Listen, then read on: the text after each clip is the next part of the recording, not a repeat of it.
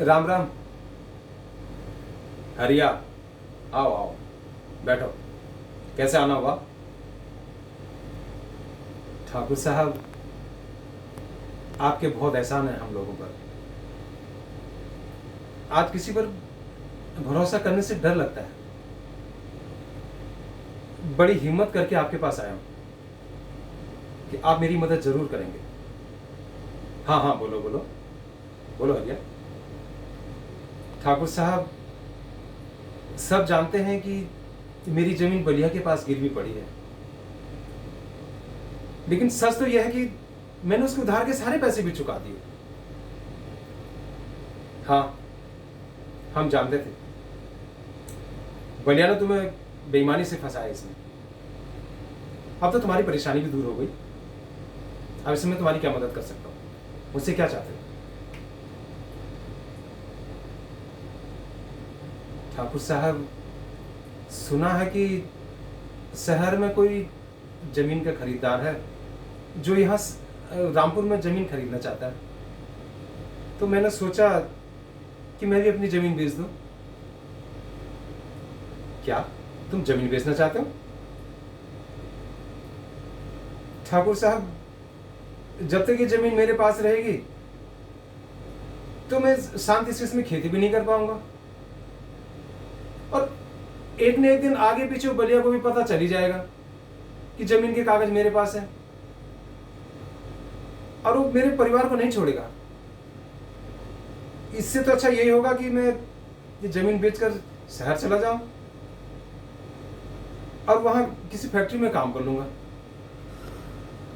देखो बलिया, तुम अपनी मर्जी से शहर जाना चाहते हो तो कोई बात नहीं, लेकिन बलिया के डर से जाना, ये बात मेरी समझ से बाहर है। क्या करूं ठाकुर साहब?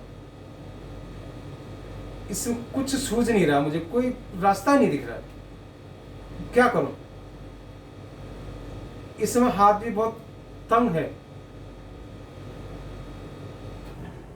तुम एक काम करो, देखो हरिया, मैं तुम्हें अपना सब कुछ बेचकर शहर जाने की सलाह तो नहीं दूंगा।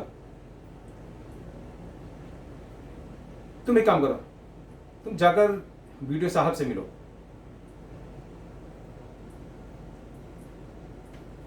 जी देखो,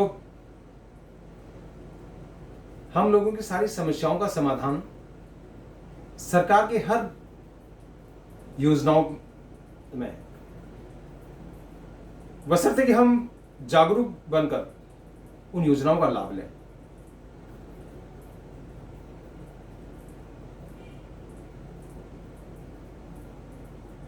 आज सरकार के बहुत सारे ऐसी योजनाएं हैं।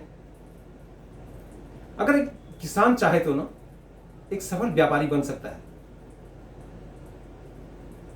सरकार मदद करती है, लोन देती है, तुम भी उसका लाभ लो। ठाकुर साहब, हम जैसे गरीब आदमी की कौन सुनेगा? ना ना हरिया, ऐसा बिल्कुल भी ना सोचो। सरकार की हर योजनाएं देश के हर आम आदमी के लिए ही हैं। तुम एक काम करो, तुम जाकर वीडियो साहब से मिलो। अरे तुम्हारे लिए ही तो बैठे हैं यहां पर। जी ठाकुर साहब, जैसा आप कहें। और हाँ, कोई परेशानी हो तो हमें बता लो। ठीक।